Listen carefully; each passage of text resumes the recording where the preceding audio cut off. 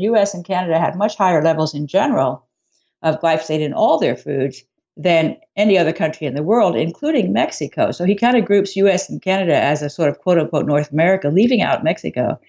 Mexico he puts in with the rest of the world because Mexico has much, much lower contamination levels in everything than US and Canada. So those two countries are basically the big leaders in poisoning the food with glyphosate.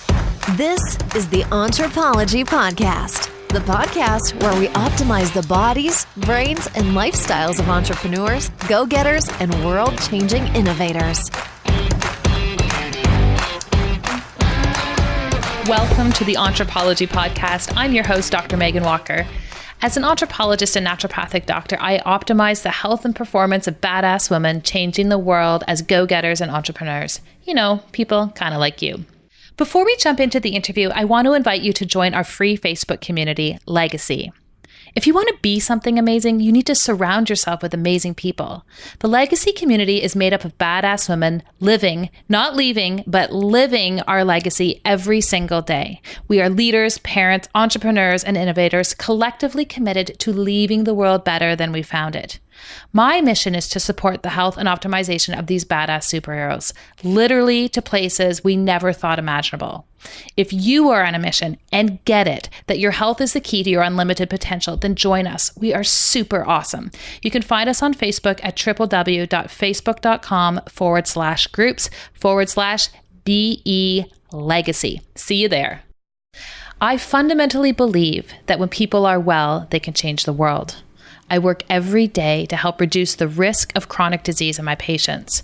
So when I heard my next guest speak recently at a conference, I knew I had to have her on the podcast. She presented me with an inconvenient truth, and that is that the food I was eating and feeding to my family was not only killing us, but the people who were coming to see me for help. I studied environmental medicine and reproductive physiology.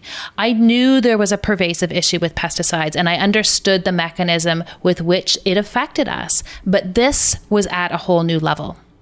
If you eat food, then hang in there, because this interview, although slightly more technical and dare I say it serious than I am used to presenting, is critical to your survival. Today, I sat down with Dr. Stephanie Seneff. Stephanie is a senior research scientist at MIT's Computer Science and Artificial Laboratory in Massachusetts.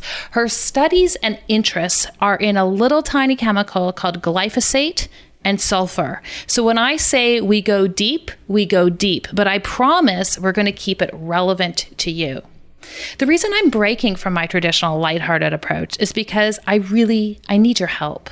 You are fixers, you are innovators, parents, entrepreneurs, bloggers, journalists, and intelligent members of our society. When we know better, we do better.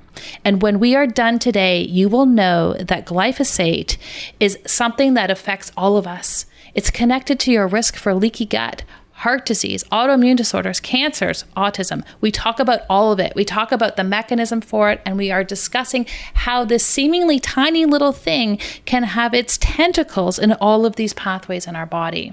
We discuss the foods that are highest in glyphosate, where you can travel to avoid it, and the class of food that you can eat on a daily basis that are going to significantly reduce your exposure. I will say this one more time. When you know better, you do better. This interview is important for all of us.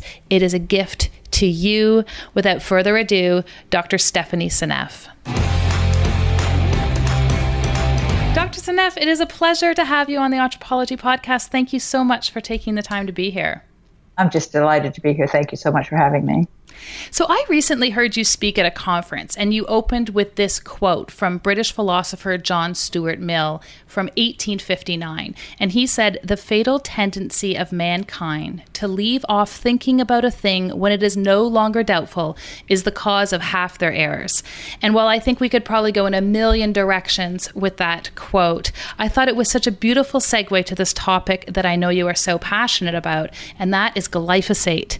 And I know for people listening, they're going, what? Like we normally hang out in this really big picture realm, and we're talking about this little thing called glyphosate, but it's actually a big deal. Can you talk about what it is? Yeah, and in fact, I love that quote because it is so true about glyphosate. Glyphosate is something which was, Monsanto, who's the producer of it, convinced the government that it was non-toxic to humans back in the mid-1970s. It's become pervasive. It's in our food, in our water, in our air. It's everywhere. It's in our cotton products. And we believe it's non-toxic. And as a consequence, the governments don't even bother to test for the levels in the food. They don't care. They don't think it's a problem. And when some crisis shows up, some anencephaly in Washington State, they don't think of glyphosate, even though it's the obvious reason why the anencephaly is there. I mean, it's just incredible to me. It is so clear to me that glyphosate is the most important toxic chemical in our environment. And if we could just do one thing, we should ban glyphosate worldwide, and we would have a huge improvement in health and in the earth, all the species. I mean, it's just incredible how much we would gain by just banning that one molecule. So where's it coming from? How is it in all of this food and water and our environment? So glyphosate is the active ingredient in the pervasive herbicide Roundup, and I'm sure people are familiar with, controlling the dandelions in their yard, especially maybe killing the weeds that are growing in their walkways. Very convenient. You go down to the local garden store, you buy some Roundup, you spray it on the cracks in the wall, in the sidewalk, and magically all the things die. It kills all plants except for those few that have been engineered to be resistant, and that's the trick. They discovered back in they introduced in the second half of the 1990s, they introduced a whole bunch of new crops that were engineered to be resistant to Roundup. This is the GMO Roundup Ready crops. And this was a huge breakthrough as far as agriculture is concerned, because now they could have these enormous farms with very few people.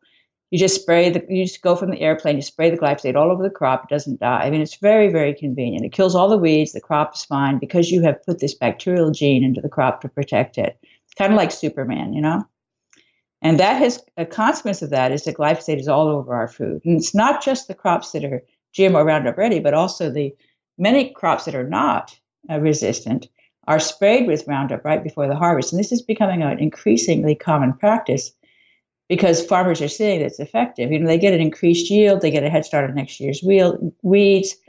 They don't see a downside. They're spraying wheat, barley, sugarcane, all kinds of legumes, like chickpeas and lentils and garbanzo beans. I mean, all these things, peanuts, they're all being sprayed with glyphosate right before the harvest. And that glyphosate is really, really showing up in the food. We're finding that out from testing, that's done in Canada, not the U.S. The U.S. is extremely reluctant to test glyphosate contamination in food. But Canada has tested a lot of foods, and they've seen huge levels actually in, for example, chickpeas. I mean, who would have guessed, I know. I heard you say that at this conference, and it was a room full of the naturopaths and functional medicine practitioners, and we all looked at each other because hummus is just one of those things that we prescribe as like this easy snack, and you could see the panic in everyone's eyes. So are our organic foods safe from glyphosate?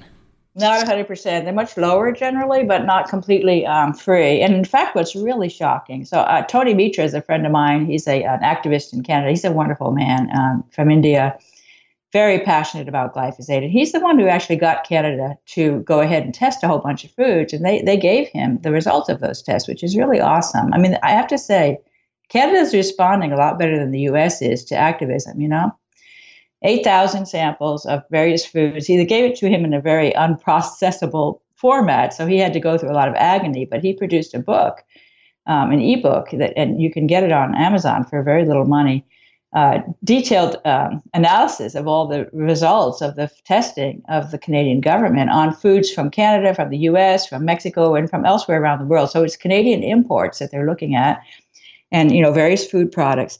And one thing that was just really shocking to me is that I believe it was lentils from the US and Canada, organic, had remarkably high levels of glyphosate in them. I just can't figure that out. Whether they're growing next door to a lentil farm where it's being sprayed right before the harvest and they're just getting drift, spray drift, I don't know.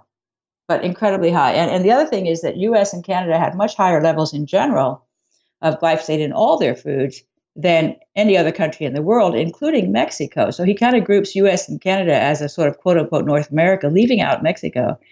Mexico he puts in with the rest of the world because Mexico has much, much lower contamination levels in everything than US and Canada. So those two countries are basically the big leaders in poisoning the food with glyphosate. See, this is so shocking to me because even when I go through the grocery store and I'm selectively looking at things, there's certain countries I'm biased against because we make assumptions related to pesticide laws and organic products and all of these different things.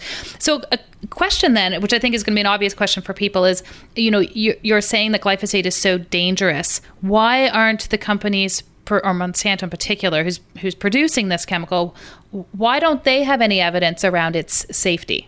They do. I mean, Monsanto has done a lot of studies. I work with Anthony Samsel, a wonderful man. He's a retired chemist, Arthur D. Little expert. He worked for many years in the lab in Arthur D. Little, developing new chemicals. He's got lots of patents. I mean, he really knows chemistry. I've really enjoyed working with him. Interesting character, actually. He's obsessed with glyphosate, as am I. I mean, the two of us are, like the Bobbsey twins. But we've published several papers together, and we are cracking this nut wide open. And he managed to harass the EPA sufficiently long. It took him years to finally get them to. They basically had to send off to Monsanto and say, if you don't object, we're going to give all this stuff to him. And if you don't say anything, we're going to do it. And then it timed out, and they did it. They gave him tens of thousands of pages of stuff from the Monsanto early studies of glyphosate. Completely unsearchable. I mean, very tedious to go through it all. But he's determined, right? So he's just been pouring through this stuff, all these studies by Monsanto. And it's very clear to him that Monsanto knows. Monsanto claims, for example, that glyphosate doesn't accumulate in the body. And they know it's not true because they showed that it was showing up in all the different tissues, and highest concentrations were in the bone marrow, which is really scary because the bone marrow is where you have the new stem cells that become replace, damaged tissue. They're the source of the immune system. They're the red blood cell renewal. I mean, really, really serious if you've got glyphosate accumulating in the bone marrow. And they knew that, but they buried it. And then they also knew that low levels of glyphosate were more toxic in terms of carcinogenicity than higher levels. They saw that there was a nonlinear relationship. So they used a linear model, and with the linear model, they got non-statistical result. If you didn't use a linear model, you would get statistical significance, and they knew that too, probably. He sees all these. He has all this data where it's clear that glyphosate is carcinogenic. He's seen disruption of the pancreatic acinar cells. I mean, he's seeing all kinds of evidence from Monsanto itself of glyphosate toxicity. Monsanto understood that this chemical is very unusual. The other thing they knew was that there was something weird going on with proteins. And this is extremely significant because Anthony and I have really zeroed in on what I think is the most important toxicity aspect of glyphosate, which is its ability to get into proteins by mistake in place of glycine. I think this is absolutely huge, and we haven't proven it yet. It's going to be proven because it's not that hard to do the experiments. It's just that nobody dares or nobody can get the money to do it. It will be phenomenal when a chemist proves beyond a doubt that glyphosate is getting into proteins by mistake and disrupting them, because that is absolutely huge if it's true. And if it's true, it explains all the correlations we're seeing between glyphosate usage on core crops and the rise in a huge list of nasty diseases, diabetes, obesity, autism, Alzheimer's, pancreatic cancer, thyroid cancer, gut disorder, I mean, all kinds of things, kidney failure, liver failure. All these things are correlated with glyphosate. And people scream at me, correlation doesn't mean causation. I mean, but you start with correlation. And then when you can explain it by this mechanism of getting into the proteins by mistake, it's really pretty awesome. And we're just on fire with this. I mean, we really think we're right, but we haven't proven it yet. It will be proven in time. It's just a question of how long. Well, and it's this classic North American thing that we do where we have this total lack of respect for this concept called the precautionary principle, which is when we start to see these correlations, rather than saying, oh my gosh, we should actually look at protecting everybody and we should just stop and we should investigate this further to keep people safe, we say, let's wait until there's a burden of proof that says they're in danger before we slow the ship. I'm so totally frustrated with that. Yeah, because we see there's an exponential growth in autism, and that is like really scary. That is going to be completely out of control in not that many years. And yet we say, well, there's a perfect correlation with glyphosate and autism, but correlation doesn't mean causation, so we can ignore that. I mean, I don't understand how we can think that way. It's bizarre to me. Well, and as we're having a greater understanding of the human genome and SNPs and these genetic differences that exist between us and these genetic vulnerabilities, Yes. it's starting to elucidate. And that's one of those things when I'm talking to parents about autism and risks for autism or childhood leukemias or any of these different things. I'm always amazed at the lack of data that primary care providers are accumulating with respect to the exposure history of these kids or these families. Can you talk a little bit about the link that you think exists between autism and glyphosate? It's huge. I mean, it just matches everything. I studied autism. I started, 10 years ago on this mission because I saw the exponential growth in autism. Numbers weren't that big at that time, but they were still scary. And I knew that exponential growth would really get out of control quickly once the numbers got big. I was frustrated that most of the money is going into genetics. They're like, oh, it's a genetic problem. Genetics is not an exponential growth. If there's exponential growth, there's toxicity in the environment somewhere. You've got to just find out what it is. I spent 5 years looking at everything, fluoride in the water and the plastics and the neonicotinoids and the vaccines, the aluminum and the mercury in the vaccines, the glutamate in the vaccines. I mean, all these different things. And I was frustrated. 5 years later, I was in a state where I understood a lot about autism. It's a very complex disorder, gut dysbiosis, sulfur metabolism problems, methylation pathway disruption, all kinds of things, various deficiencies and improper use of iron and just lots and lots of things. And the gut dysbiosis was really bugging me because I could see that was a key issue. And I was thinking maybe too many antibiotics, maybe they were sensitive to ear infections, they were getting too many antibiotics, it was killing the gut microbes. And then I happened to just be at a conference where Professor Don Huber was speaking, and he spoke for 2 hours on glyphosate. I walked into that room not knowing that word. And I walked out of that room a changed person. I mean, this was 4.5 years ago. And I stopped everything and started just learning everything I could about glyphosate because he filled the holes. I had all these things in autism that I couldn't explain. And he talked about glyphosate and explained all of them. I was just completely blown away by his talk. And when did glyphosate sort of hit the market? When did it start to be used in terms of mass crop production? And do we see a correlation in terms of all of these chronic diseases, including autism, increasing in numbers around the same time?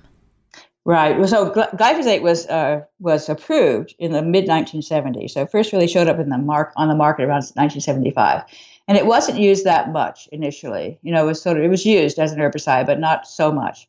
And it wasn't until they introduced the GMO Roundup Ready crops in the late 1990s that it really took off. From that point on, it was exponential growth. And part of the problem is that there were glyphosate-resistant weeds that showed up among the glyphosate-resistant crops. They hadn't, of course, anticipated that, even though they should have.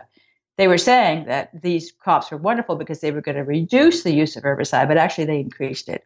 They grossly increased the use of glyphosate, exponential growth year by year, starting around 2000 in the use of glyphosate, along with the exponential growth in autism. Perfect match. I mean, when you look at autism in first grade, according to the IDEA, which is, this compensation that you get for extra help in school, first grade diagnosis of autism in the American public school system, you look at that curve and you plot it against the total amount of glyphosate usage on core crops, corn and soy, over the previous 4 years, from the age of 2 to the age of 6 in that child's life. You plot those two curves, they coincide. They have a 0.997 correlation coefficient. It's a perfect match. Wow. And so can you just really big picture for people, talk to us about how glyphosate impacts the body? Because, we could probably talk all night about autism, but, I'd love to segue that into understanding autoimmune conditions and talking about how you feel it's correlated with cholesterol and all of these other big picture things that are ravaging our healthcare systems and ruining people's lives, right? Yeah, and what's happened is the researchers have really woken up on the problems of gut dysbiosis, and that's because glyphosate is causing it. We didn't realize, and we should have, that our gut microbes are so important to our health, and glyphosate messes them up. Antibiotics do too, and that's part of the problem as well. But glyphosate is a patented antimicrobial agent, and Don Huber showed in his talk that it disrupts the beneficial microbes more than the pathogens.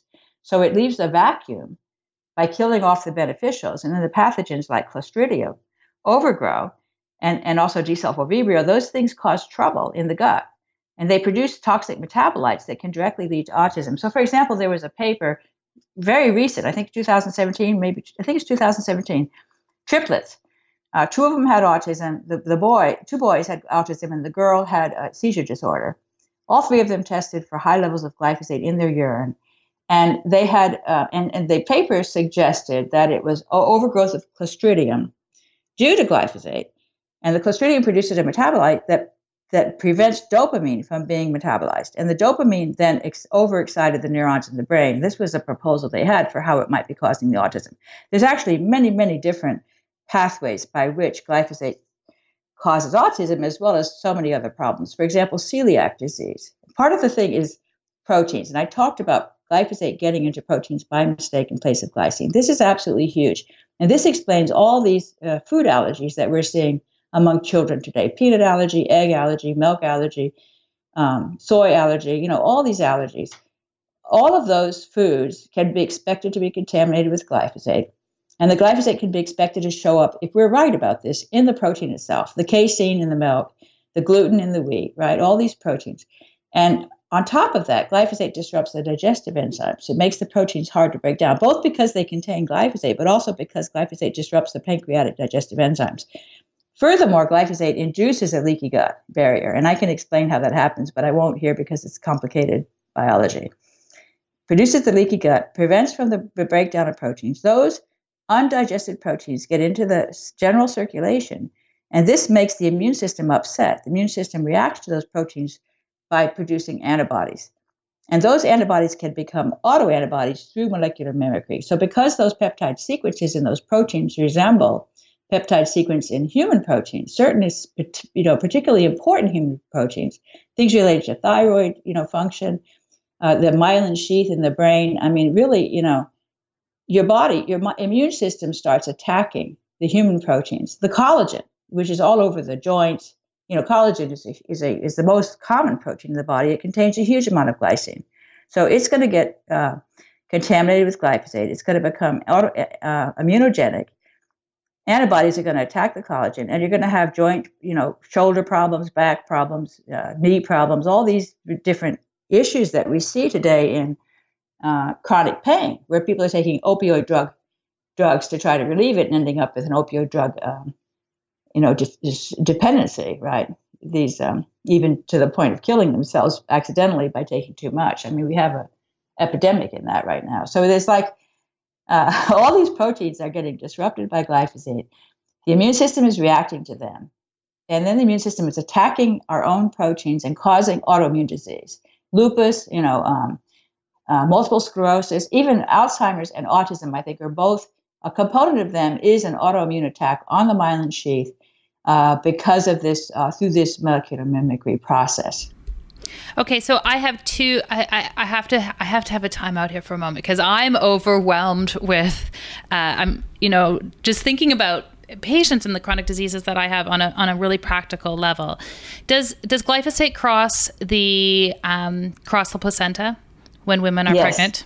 Okay. Yes. And so really what you're saying, because I want to pull it back and make sure, because I think people are listening, they're like, oh my gosh, I'm overwhelmed. I'm overwhelmed by how complicated this is, and I'm yes. overwhelmed by how pervasive this problem is, and so I'm just going to shut it out, right? And so in essence, what we're saying, because glyphosate has this capacity to basically mimic glycine, it's kind of like a Trojan horse. Exactly. And it's sneaking into the body in all sorts of pathways, sometimes seemingly separate pathways. And anytime a pathway would use glycine to make a protein, glyphosate is sneaking in there instead, which is why we're seeing so many different types of diseases correlated with this one pervasive chemical. Exactly. And that's one of the things Monsanto fights back with is how could one chemical cause so many diseases? This is how. Right. Yeah, it's kind of like giving a kid a can of spray paint and telling them to run through the house and then being like, oh, how could one kid and one can of spray paint completely destroy your home, right? Yeah, but it's perfect. Right. Yeah. I have 3 And children, it's so I get insidious that. and cumulative too, which is what's also bad about it, because you don't get bowled over by it. You don't get like a big stomach upset or something. You don't notice you're being poisoned. That's really in the insidious aspect of it. It just slowly accumulates until a point where it starts to cause trouble, because enough of your proteins are destroyed that you start to get disease after a while. I mean, it's not like, it's harder to connect the dots because of that. Well, and some of us are genetically more susceptible. So, you combine family histories and you combine poor detoxification pathways or other exposures, and your cup may be more full than someone else's. And it's going to fill and it's going to overflow faster. And this is why when we start to treat individuals as opposed to huge, and I'm speaking to the choir here, but for people listening, this is why when we're talking about an individual and treating an individual, it's totally different than when we're talking about public health medicine and how we see things across an entire population.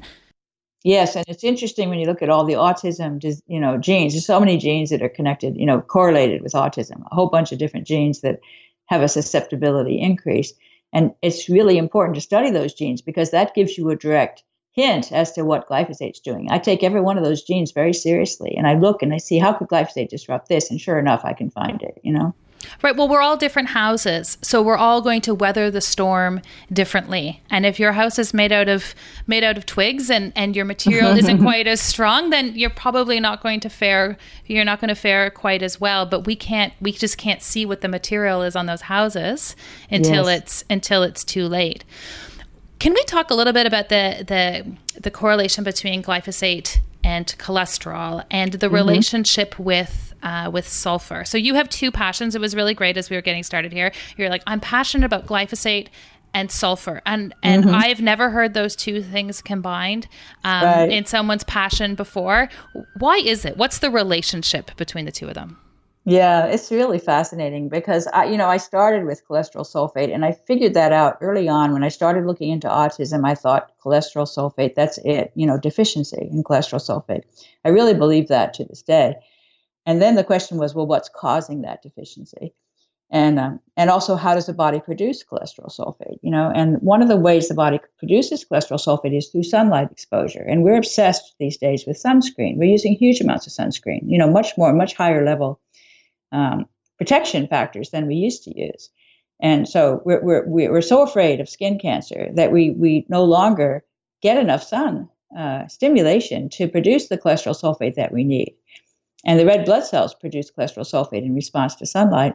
And that is so crucial for their health. And the red blood cells' health is crucial for blood circulation. So you really get into a lot of trouble with the blood when you don't have enough cholesterol sulfate. And what's really bad is that the enzyme that produces the sulfate is affected very badly by both aluminum, which is in the sunscreen. Often these high-end sunscreens have aluminum as an emulsifier to make them sort of easier to spread, and you don't get that white paste.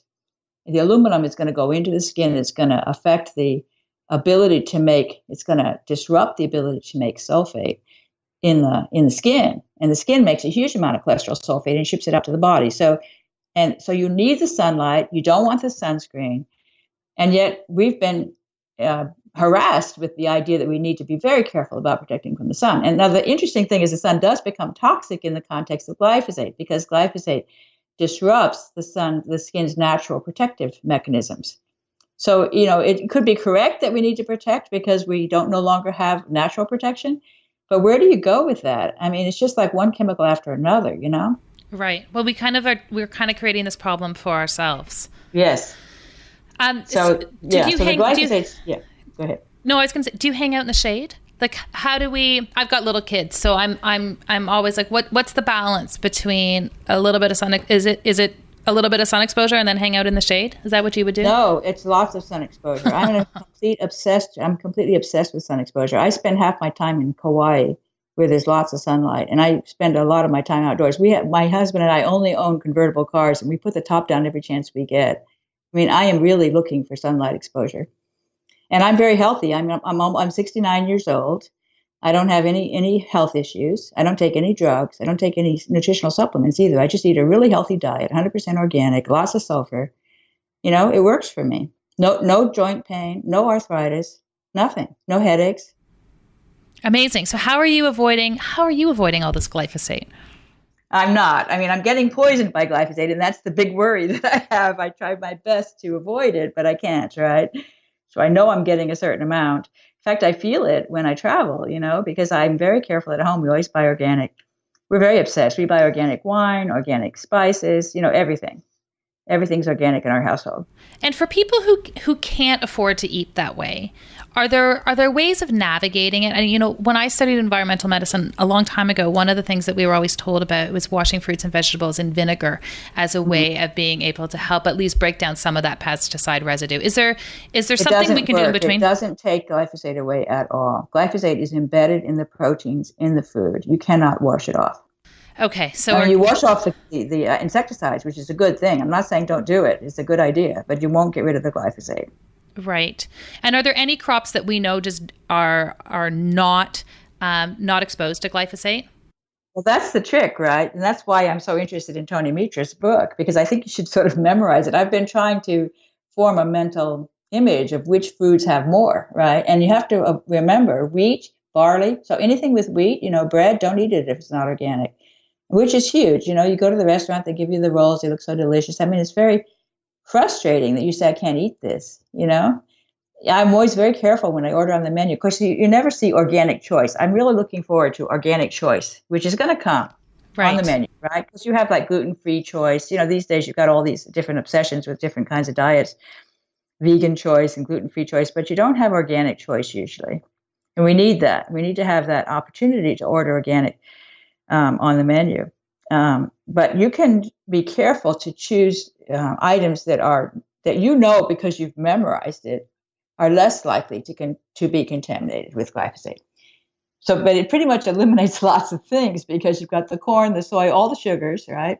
Because you've got sugarcane is sprayed before the harvest. Sugar beets are GMO Roundup ready.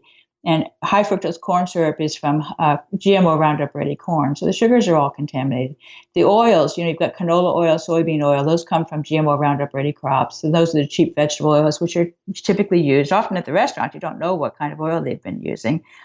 And then you've got, all the wheat and the barley and then the legumes. I mean, I really enjoy Mediterranean food, and I really like hummus. So I'm like really frustrated now that I know I can't eat it anymore. Even organic, if it comes from the U.S., it's going to be highly contaminated with glyphosate. You sort of have to learn which foods to avoid and which foods are okay. So I think the vegetables and the fruits are probably safer. And are there any countries that have banned glyphosate? Where should we be traveling? Sri Lanka. And I have to say, I just returned from Belize. I had a lovely visit there. Belize is a tiny little country in Central America, right?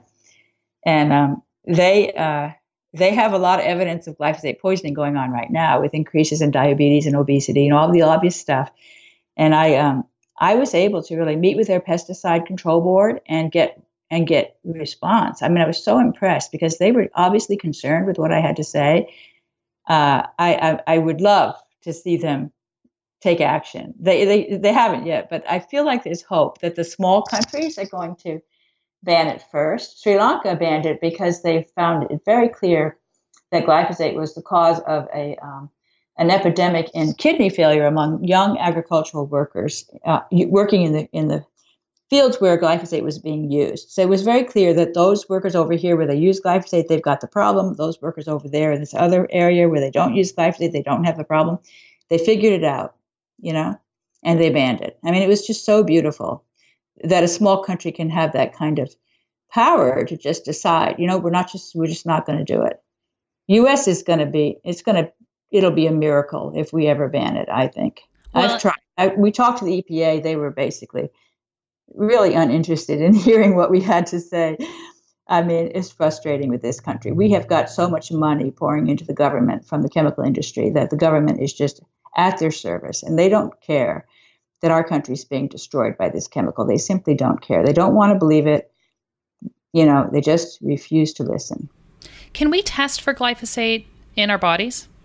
Yes, you can send off a urine sample. It'll cost you maybe $100, $150, so it's not cheap. But it's possible to do it, and there are websites that support that. There's My Labs for Life, I think it's called. Anyway, I have the information not on the tip of my tongue, That's but okay. I'll get it from you and My we'll put Labs it in for the Life, show I think. notes. Yeah. That's great because you can find out at least momentarily, because of course it comes through. Most of it kind of washes through and shows up in your urine. So you're getting kind of when you're measuring your urine, you're getting your exposure mostly over the past 2 or 3 weeks. So it's a short-term measure, whereas a certain percentage of it is going into your bones, and you won't be able to see how much of that has already accumulated in your bones. Can we get it out again? That's really challenging, but there are some hints as to how to do it. And in fact, I think some studies on cows have been especially interesting to me, because there was a lovely paper that was published recently on cows they showed they had glyphosate in their urine, high levels. They were sick, and they fed these cows, and they probably knew this from experience, organic matter from the soil, so like fulvic acid, FULVIC, and humic acid, which is sort of complex organic matter from the soil, which apparently binds to the glyphosate and takes it out through the feces. There's also bentonite clay, also from the soil, and activated charcoal, all those things. And then the really interesting thing is sauerkraut juice. They gave the cows sauerkraut juice. I mean, who would have thought of that, right? They're naturopath. Yeah, right. So probiotics is huge. And I really recommend that people eat probiotics, natural, live, fermented foods, sauerkraut, sour cream, kombucha. Kombucha is fantastic, yes, and kimchi and yogurt, all those things that are fermented foods. It's interesting because there's a particular microbe in sauerkraut juice, and then also apple cider vinegar, Acetobacter, and I think it might be in all of those. Also cheese, like sort of brie, sort of sharp, strong cheeses. You're speaking my language now. Yeah. We're moving into like the really happy part of the interview. Yeah, I know. I love cheese. I can never get enough cheese. So Acetobacter is a very common microbe in these various fermented foods. And it's very interesting because there's very few microbes that can actually metabolize glyphosate. And Acetobacter is on that short list. It can actually take the glyphosate molecule apart and use the phosphorus that's in the glyphosate molecule as a source of phosphorus. It's quite remarkable because glyphosate has this unique CP bond that's very, very hard to break down. Only a few microbes can do it. And Acetobacter is one of those. So I think when you eat fermented foods, first of all, you renew your gut, your healthy gut microbes. But secondly, you actually provide yourself with microbes that can metabolize glyphosate and clear it right away. So that's really, really super. It's really kind of cool when we as humans get ourselves into predicaments, oil spills, glyphosate. It's the microbes that are coming to our rescue. Yes. It's really interesting. It is. The audience listening to this, these are innovators. These are intelligent people. These are people who are problem solvers in a variety of fields. And I also know it's a really passionate population. This is a monumental problem, not just for us in North America, but really the globe, and food and ensuring that we have enough food for our populations, and then ensuring that we have it available in a safe way is as big a problem as they come. Mm-hmm. With this group of people listening, what kind of solutions do you think we need to this problem? What kind of direction can we give them in terms of going back and giving them the task of helping us collectively find a solution to this very big problem? Yeah, I think there's really two really important parts of fixing the food. One of them is fixing the soil. And the soil, of course, is suffering just the same way as the gut microbes are. The soil is a mess right now. Every year that you grow a GMO Roundup Ready crop and you supply glyphosate, the soil gets worse. It loses its organic matter, because glyphosate basically kills the microbes in the soil just as it does the microbes in the gut. It prevents the nitrogen uptake. It actually prevents the uptake of nitrogen, sulfur, and carbon into organic matter. So it's causing a major factor, I suspect, in global climate change, because the soil is not taking up nitrogen, carbon, and sulfur. And instead, those are getting released into the air. Nitrogen, for example, nitrogen oxides like nitrous oxide, over 100 times as effective as a greenhouse gas as carbon dioxide. So you're causing a lot of issues with climate change as a consequence of wrecking the soil with glyphosate. So first of all, stop using the glyphosate, but then you have to figure out how to fix the soil. And of course, compost, right? You've got to introduce microbes. You've got to do all the same things you would do with the gut to fix the soil. And so you've got to develop research strategies that will repair the soil, get rid of the glyphosate in the soil to produce a healthy soil that can then be used to grow organic crops. Because one of the frustrations with the big farms is once they've been using glyphosate for years and years, it's not easy for them to convert to organic. They have to wait several years before their soil is clean enough to pass inspection. So that's really a barrier for them. So we need to find efficient ways to fix the soil, and then, of course, plant organic, and then find efficient ways to control the weeds. And so there's some great research that's going on. There's a fellow named Ben Dobson. He was one of the people who went with me to the EPA to try to show them how toxic glyphosate was. And he's a fixer, and he actually grows corn and soy organically and economically. And his methods are so much better because he plants a cover crop in the winter. And the cover crop is going to help, again, to fix the soil, fix the climate change, really do everything to reverse climate change. And furthermore, build this big fat crop over the soil that then becomes a barrier for the weeds. So he then has this masher that mashes down the cover crop. And then he has this machine that can puncture the seeds through the cover crop to get the corn seeds planted. And the corn comes up through the cover crop. And because the cover crop is mashed all over the soil, the weeds can't grow because there's this mesh that keeps them from being able to grow. So he doesn't have to use any pesticides, any herbicides. He can just grow his corn, and he's got healthy soil. I mean, there's just nothing not to like about that. It's amazing.